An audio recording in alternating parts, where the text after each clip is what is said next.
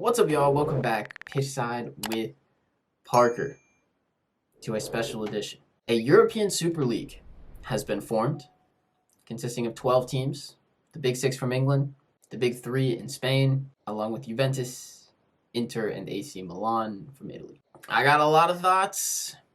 I'm going to spew them out in this video, unprepared, kind of off the cuff, but I'm questioning a lot of things. I'm questioning the game. I'm questioning Arsenal. I'm questioning my support of Arsenal. I'm questioning what the future of the game that I love is going to be, and therefore what my future will be within that. Because I have sold myself to this, and there's no getting away from it. So before I get into all that, be sure to leave your comments down below on this video. I really want to know what you think, especially if you are a fan of one of these big teams, one of these 12 that have already signed up, or one of the 3 new ones that have just committed as well. Let me know how you're feeling. Are you going to watch the European Super League? Is your team a part of it? Is this going to make you stop supporting your team if they are in it? I'm right there with Arsenal. I really am. But I'll get to that. But yeah, leave your comments. Let me know what you think. I'd really love to hear it because I'm struggling with it right now. I can't lie. But this feels like a watershed moment after which nothing will be the same. Also, be sure to hit that like button on this video before we even get started, because that's what we do on this channel. And subscribe to the channel if you're new around here. I'm on that road to 500 subs, and if you could help me hit 400, that would be a great step in the right direction. But anyway, let's get into the video. But the people I really want to talk about first is the players. Can you imagine being a player right now? Can you imagine being one of these teams that is still in the Champions League, Man City, PSG, Chelsea, and you don't even know whether you can actually prepare for your next Champions League game? Because you don't even know if it will be played, because there are rumors that the Champions League may get suspended, the Europa League may get suspended. The point is there's so much uncertainty right now, and I just want to start by saying I really feel for the players, and by default, by extension, the fans as well, because none of us asked for this. And when these players, these people that dazzle us, Mbappe, Lionel Messi, the goal that he scored against Bilbao, they're being treated as if they don't matter one bit to these owners, as if these owners' success, as if their billions was not built directly on the back of these incredible players who actually make it happen, who are the ones that we are actually in love with. I am not a fan of flipping Stan Kroenke. I don't give 2 craps about Stan Kroenke. I love Bukayo Saka. I loved Cesc Fabregas. I love Mesut Ozil. Okay, these are the players that drew me to the club. And right now, they're being treated like these little pawns. And oh yeah, no, we're gonna have you play in the midweek, and then you're gonna go back to England and play, and then you're gonna go over to Germany and you're gonna play a team, and then you're gonna go to Italy, and we're gonna take all the money, and we'll pay you a nice contract, but we are gonna make all of it. And if you want to F off and go to another team, guess what? There are going to be 25 players knocking down our door to take your spot. And because they're guaranteed to be in the Super League, they don't even care. I mean, if they lose players, what does it even matter? They're going to be guaranteed to be in the Super League for a certain amount of time. They're going to be guaranteed this money. They're guaranteed this money up front. It's incredibly frustrating. And this is one of those many moments where, when you really examine the structure of the game and, on a wider view, the structure of the world that we live in, you can't help but feel a little bit powerless. That's how these players are feeling. That's how I'm feeling. There are just guys in back rooms flying to meet each other on private jets in God knows where, saying, hey, we've got this idea. We could make this happen. We could make billions. JP Morgan has backed this entire thing and committed billions of dollars to these teams. What, are they going to say no? Arsenal, who's 9th in the table, they're going to say no? Tottenham, who's never won the Premier League? Barcelona, who are nearly $1 billion in debt?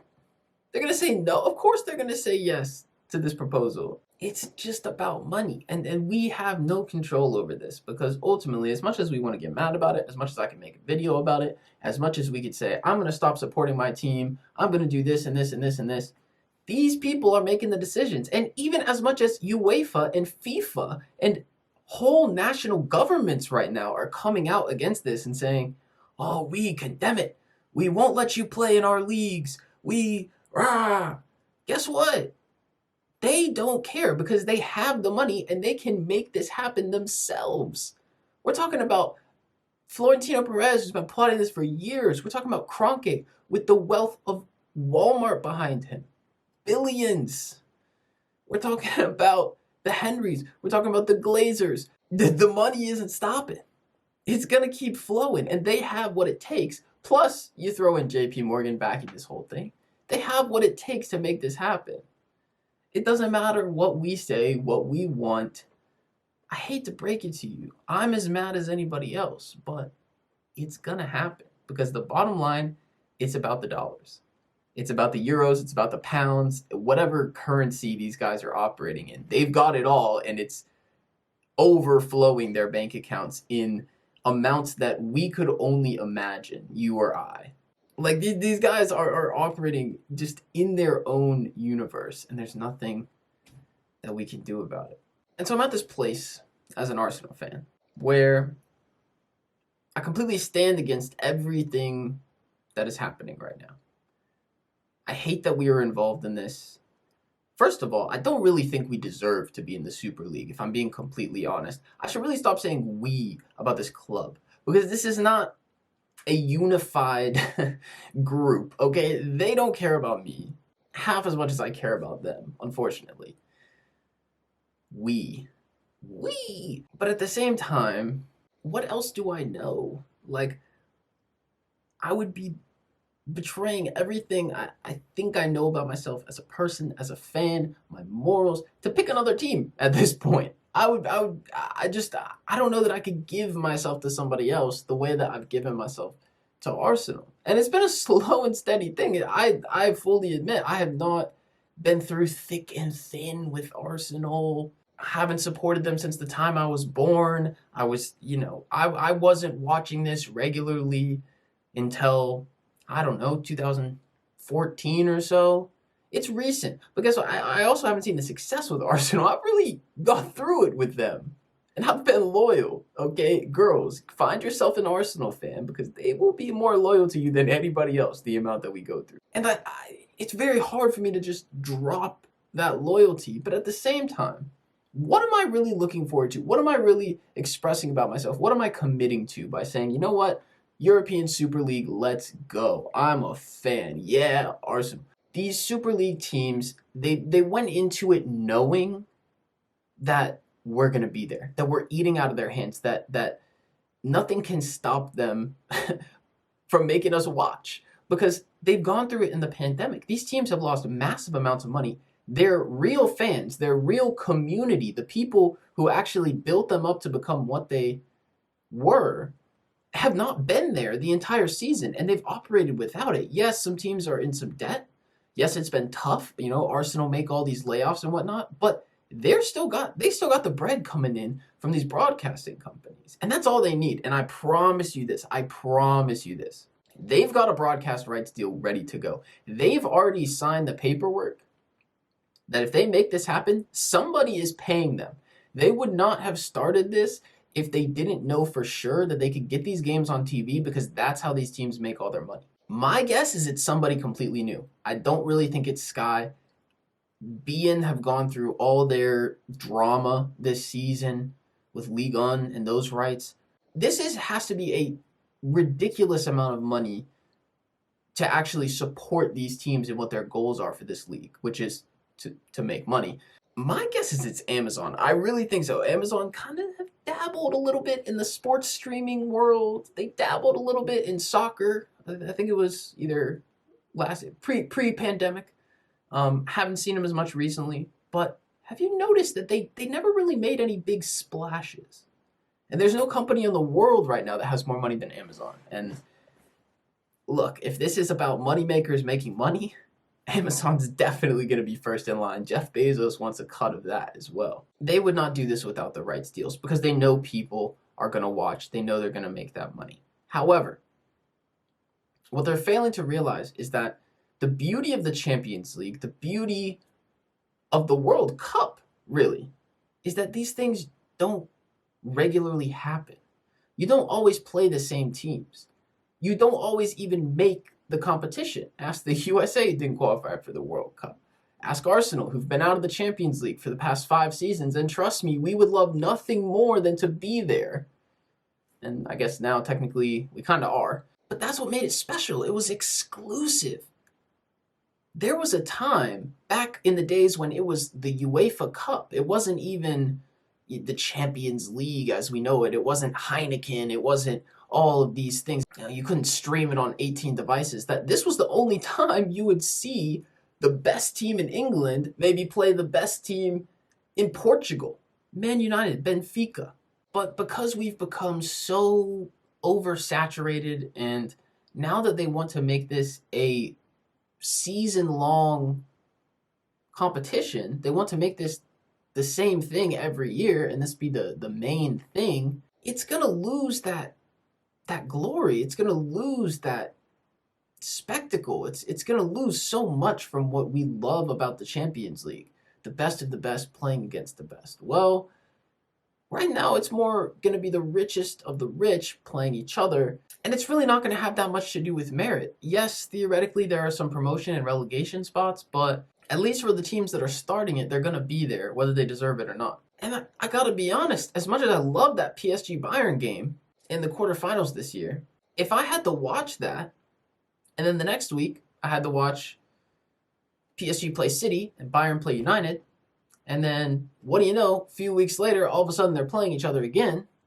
and then this happened year after year after year, people are going to lose interest. I'm sorry, but they are. It's not going to become special. Will it still be watched by a ton of people? Yeah, but it's never going to have that same impact as the Champions League did. And so, I mean, even to me, their best case scenario here in terms of what this league actually becomes is it's a place for the best players to go get paid. Because the other thing here is that if UEFA and FIFA actually follow through on what they have threatened so far, which is that they will actually ban these teams from their domestic leagues, and they will ban the players from even playing in the Euros or playing in the World Cup. Players are going to have to make decisions. They're going to have to decide, okay, do I actually want to go to Manchester United, compete in the Super League against the best of the best, but I never get to play for my country? I mean, that's a decision not a lot of players are willing to make. If you're Lionel Messi and you've got a few years left in your career, but you could still play another World Cup with Argentina, are you staying with Barcelona? Or are you going back to Newell's Old Boys and playing in Argentina and getting to play another World Cup? Which, ironically, the next one is in Qatar, bought by yet another government that has literally been proven in court, and the stadium's entirely built off slave labor. Very indicative of where we're at, and yet that would be the noble decision for Messi.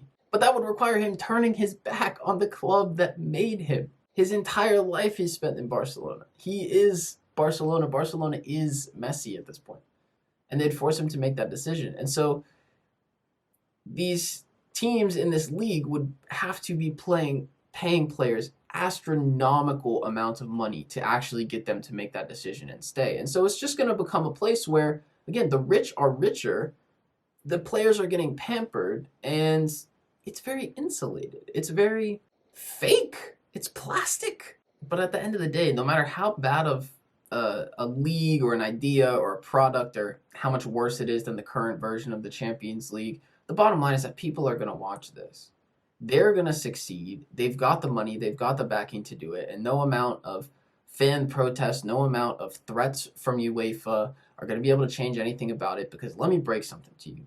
You cannot do anything about the whims of a billionaire, let alone a group of them, who also hold the highest amount of power when it comes to world football. The rich will always win. People with this amount of money, they can do whatever the hell they want. That's a large part of the reason they try to accumulate that much money.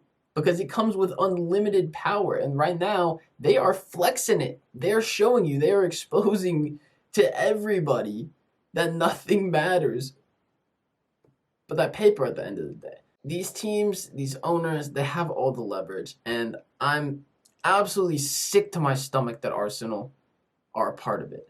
But I'm not surprised in the least, because this is so on brand for Stan Kroenke.